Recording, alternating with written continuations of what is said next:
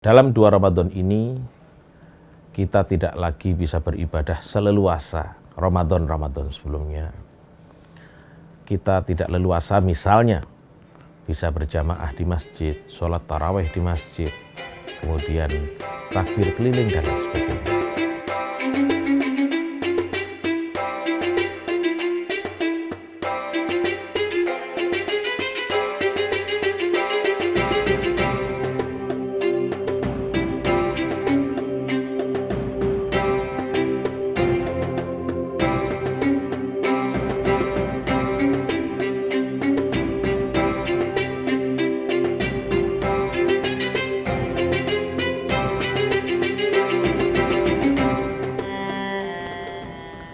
Assalamualaikum warahmatullahi wabarakatuh.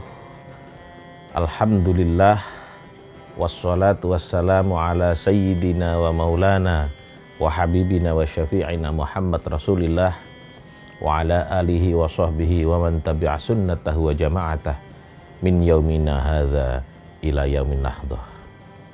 Para pemirsa yang berbahagia, saya pada kesempatan ini ingin mengajak kita semuanya untuk bersyukur atas keadaan yang sedang kita alami. Bagaimana kita harus belajar untuk selalu bersyukur kepada Allah Subhanahu wa Ta'ala. Allah berfirman dalam surat Ibrahim ayat 7 yang berbunyi, la in syakartum la azidannakum wa la in kafartum inna adabi lasyadid. Kita sebagai umat manusia, sebagai hamba Allah, jika kita bisa mensyukuri apa yang telah diberikan oleh Allah, nikmat yang diberikan oleh Allah, insya Allah kita akan ditambah lagi nikmatnya. Namun jika kita kufur atas nikmat Allah, maka azab Allah lah yang akan meliputi kita semua. Sebagai orang yang beriman, kita harus senantiasa bersyukur dan bersabar atas apapun yang telah menjadi ketentuan dan keputusan Allah Subhanahu wa Ta'ala. Karena sejatinya apapun kehendak Allah selalu bersemayam hikmah yang pasti ada dan bermanfaat bagi kita semua. Para pemirsa yang dirahmati oleh Allah, dalam 2 Ramadan ini kita tidak lagi bisa beribadah seleluasa Ramadan sebelumnya.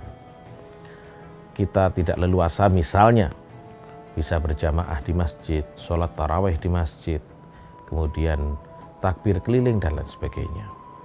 Di mana itu sendiri adalah hal-hal yang bermanfaat. Namun hal-hal yang bermanfaat seperti ini ya, di tengah pandemi tentu dikhawatirkan akan menimbulkan dampak yang negatif. Oleh karenanya dengan melihat dampak negatif itu, maka kita boleh meninggalkan hal-hal yang bermanfaat. Karena sebagaimana sabda Nabi Shallallahu Alaihi Wasallam, la dororo wala diroro. Artinya tidak boleh ada hal yang memberikan madarat buat diri kita maupun juga bagi orang lain, kepada orang lain.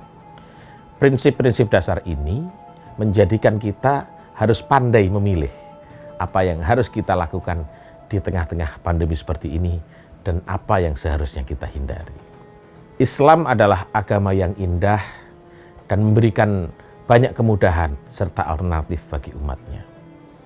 Pada masa awal Islam, Nabi Muhammad SAW melaksanakan sholat ya, atau waktu sholatnya pada 2/3 malam, 1/3 malam, tengah malam, dan para sahabat mengikutinya.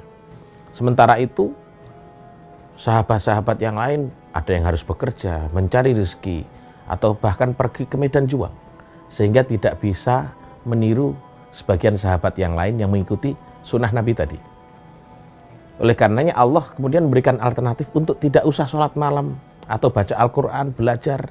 Yang penting melaksanakan sholat 5 waktu, zakat yang wajib, membantu sesama dan sedekah. Semua kebaikan yang kita lakukan itu akan mendapatkan ganjaran di sisi Allah Subhanahu wa Ta'ala. Jadi jangan sampai kemudian kita melakukan amaliyah sunnah yang memaksakan diri kita, namun justru nanti akan menimbulkan ataupun dampak madarat bagi orang lain. Contoh misalnya pergi ke masjid bagus, Namun di saat-saat pandemi seperti ini cukup berbahaya, perlu dihindari. Kenapa? Untuk memutus mata rantai COVID-19. Nabi memang pernah bersabda, siapa yang jiwanya tergantung atau terkait dengan masjid, saksikanlah, maka dia adalah orang baik. Akan tetapi di tengah pandemi seperti ini, memaksakan diri ke masjid justru bisa menjadi mudarat. Maka tidak perlu atau tidak harus ke masjid. Kenapa? Karena Nabi juga bersabda, Allah telah memberikan kepadaku 5 keistimewaan yang tidak diberikan kepada umat-umat yang lalu. Salah satu di antaranya adalah Allah menjadikan persada bumi ini masjid untuk umatku. Artinya apa?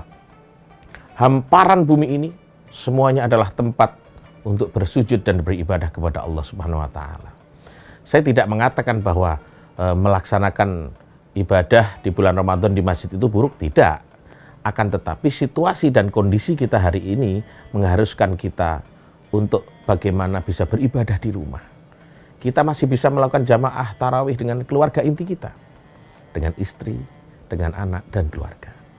Oleh karenanya kita tidak perlu merisaukan masalah ini. Mari kita berdoa semoga pandemi ini segera diangkat oleh Allah sehingga kita bisa menjalankan Ramadan dengan tradisi Nusantara yang khidmat dan menggembirakan. Semoga kita juga selalu dihindarkan dari segala keburukan dan senantiasa mendapatkan pertolongan dari Allah Subhanahu wa taala. Dan saya ingin berpesan, mari kita jalankan protokol kesehatan 3M, menggunakan masker, mencuci tangan, dan menjaga jarak. Syukran wa dumtum fil khairi wal barakati wan najah wa huwal muwaffiq ila aqwamit thariq. Wassalamualaikum warahmatullahi wabarakatuh.